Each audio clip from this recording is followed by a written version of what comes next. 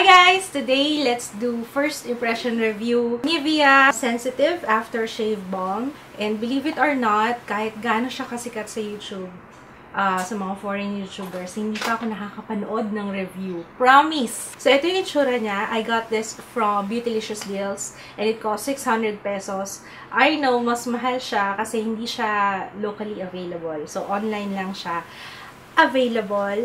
Ewan ko bakit walang ganito, walang Nivea Sensitive na aftershave balm dito sa Pilipinas. Oh! This is my kind of set. Ganito yung mga gusto ko, amoy Old Spice, amoy aftershave. Sa mga hindi pa nakakaalam kung bakit magre-review ako ng aftershave balm, ang sabi nila, this is a good primer daw. Actually, a great primer. Ang dami nag-rave about this na okay daw siya gamitin as primer. So, yun yung gusto kong malaman today. Hawiin ko muna yung aking hair. By the way, ito nga palang hair velcro na gagamitin ko. This is from Brian Stuff. Kasi marami nagtatanong. Lalagay ko yung link sa description box. It contains 100 ml ng product. Itong bote na to. And babasagin siya. So, yun lang. Babasagin. Ganon din siguro siya i-apply. Parang primer lang din. Okay. Hindi siya masyadong yan na siya, tumutulo. Okay, apply ko lang siya like normal.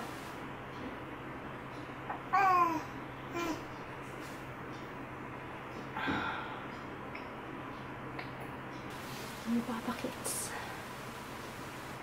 Mabilis naman siya mag-set. Ayun o, mabilis siya ma-absorb ng skin. Oh, sana okay siya sa oily skin. Yun din ang gusto kong malaman eh. Meron siyang feeling na malamig sa kanya and I like it. Yan, ayan siya on the face. Wala namang pagbabagong naganap. Ang foundation na gagamitin ko today is itong aking Revlon Color Stay Fresh Beige. And I will be using my brush, Luxie 530 Flat Top Kabuki.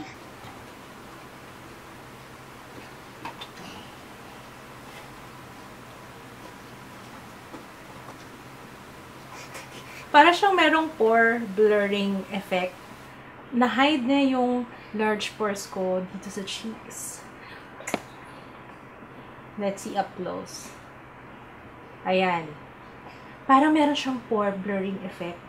Kaso parang naluluha ako. Wait lang. Naghiwa ng sibuyas si Papa kaya masyadong sensitive yung eyes ko. Anyway, so yan. Gumanda yung finish ng foundation. Maganda na yung finish ng foundation, pero lalo siyang gumanda. Feels malagkit. Ewan ko naririnig nyo. Mag-apply lang ako ng aking powder. And I think, ang gagamitin kong powder ngayon is, parang ma-pink yung face ko, no? Ben Nye. Gamit tayo ng concealer para makita ko rin yung ditong part if mas okay siya. So, I will be using itong Nature Essentials na Correct and Cover. I have number 1 and number 2. 1.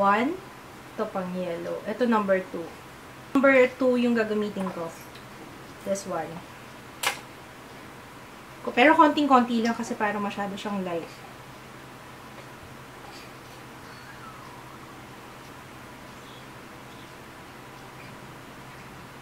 Okay, sa under eye area, ang gagamitin kong powder is RCMA na no color powder. Alam niyo, mas okay ito para sa mga areas lang na usually nilalagyan ko na concealer. For example, sa under eye area, dito sa nose, dito, tsaka dito. Kasi kapag nilagay ko siya buong face, parang pumuputi yung foundation na ginamit ko. Parang nag-iiba. Ewan ko, it's supposed to be a no color powder, pero parang pumuputi yung foundation. And then the rest of my face, Ben Nye banana powder. Parang nagmukhang airbrush. Para ako nagpa-makeup sa professional makeup artist. Yung sa skin, ha? What do you think? Okay naman siya. Tapos merong dewiness na nagaganap sa cheeks ko. Hindi ako nag-highlight. So far, okay naman siya sa akin. Yung tackiness na na-feel ko kanina, nawala siya after ko mag-set with powder. Gusto ko yung itsura ng aking skin. Siguro sa primer yun.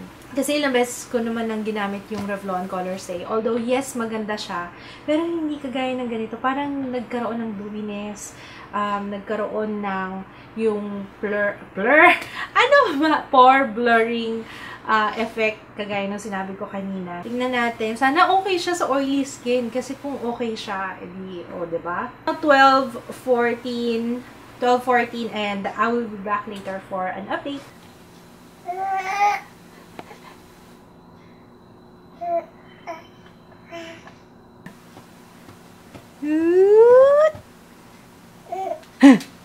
Okay, update. It is now 5:59 p.m. It's now 5:59 p.m. Tingnan niyo naman yung face ko. Ano lang, shiny lang siya, pero shiny na hanggat hindi nga ako manalamin, hindi ko ina-expect na medyo shiny yung face ko. Dito sa areas lang, sa T-zone lang. Magbablot ako so you can see it, pero alam nyo, nakalimutan ko na rin halos mag-update kasi nga hindi ko na-feel na malagkit, walang lagkit feeling. It feels really comfortable hanggang ngayon. 6 na oras na rin lumipas, ano? Oo, parang 6 na oras na rin. Ito yung nakuhang oil sa face ko. Alam nyo, buong araw, parang feeling ko ang ganda-ganda ng ayos, ang ganda-ganda ng makeup ko. Hindi yung eye makeup, I mean, ang ganda ng skin ko. So, hindi ko alam kung feeling ko lang yun. Pero, ganun kasi, kapag yung feeling mo ay maganda ka, parang gumaganda ka talaga, no?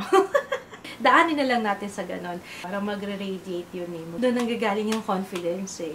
When you feel beautiful. So far, alam nyo, thumbs up ako. Ano sa tingin mo, Ju? Yung pag-oil up ko na ganito, kay Rebels lang yan eh. Kasi ina-expect ko nga hindi siya okay for oily skin. So, medyo lumagpas na siya. Kasi kanina sabi ko, siguro bandang 3:00 kailangan ko na mag-update. Kasi malamang by that time, mafe-feel ko ng malagkit, sticky, isa lang yan. Malagkit, or mabigat na siya sa face. Pero, umabot na ng 6 na oras. Almost 6 hours. Napilitan nga lang akong mag-update kasi sabi ko, 6:00 na, hindi pa ako nag-update. So, ayun. So far, so good. And alam nyo, dapat gumawa ng Nivea ng primer tapos yun ang gamitin nila. No? Oo nga. Okay, so I will be back later for my final update. 9:37 p.m. And ganito na yung itsura ko. Guys, kahit oily na yung face ko, kahit oily na ako and shining, shimmering, splendid, alam nyo, it feels really good. Parang iba yung skin ko. Parang hindi ko skin. Alam nyo yun? Parang, skin ko ba talaga to? Wish ko lang, sana hindi lang sa foundation na to, sana hindi lang siya sa Revlon Color Stay Okay, sana sa lahat ng foundation. Pero hayaan nyo, if it really works well sa ibang foundation, abangan nyo to sa favorites ko. Pero alam nyo, right now, I love it. Heaven sent. Kahit summer ngayon, kahit pinagpawisan, naghulas. Actually, hindi nga naghulas yung foundation ko eh. Ang ganda pa rin ng finish, tingnan mo naman. Okay, so ito yung oil na nakuha sa face ko. Kahit na nag-oil up ako, kasi wala na akong magagawa dyan sa oil na yan eh. Wala na eh. So, ang ginagawa ko na lang, naghahanap na lang ako ng something na kahit na mag-oil up ako, blot ko lang, and then, dapat my face still looks good. Kesa naman yung talagang matte na matte ka, pero hindi naman maganda yung skin. Diba merong ganon? May foundation na, yes, it's matte. Yes, it's okay sa oily skin. Pero hindi mo bet yung skin mo. Parang nagmukhang dry, nagmukhang hindi healthy. Diba mas maganda yung medyo dewy yung dating. So, ito yung binigay ng Nivea After Shave Balm. Hindi ko alam kung yung sensitive lang, in particular, yung maggaganito, yung magbibigay ng ganitong finish. That, I'm not sure. I love you. Ang galing talaga. Ang galing ni Nikki Tutorials. Alam ko siyang naka-discover yata or siyang nagpauso nito. Amazing. Lalo na sa merong dry skin, siguro mas magiging okay sa inyo to kasi it combats dryness. It blends really well with foundation. Talagang although hindi siya talaga primer, yung effect niya, pang primer talaga. Na-improve niya talaga yung overall look ng skin. Sa lahat ng primer na nasubukan ko, ito yung pinaka-the best. And it's not even a primer. You wanna see it up close? Teka lang, tagal yung mga pawis-pawis ha. Pero, tingnan nyo naman, oh. wala kang makikitang bahid ng nag-flake sa skin ko.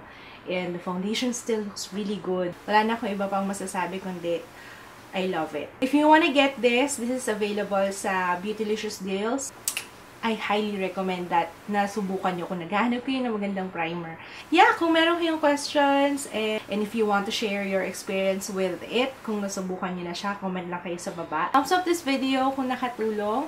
Maraming salamat po sa panonood and see you again on my next review. Bye!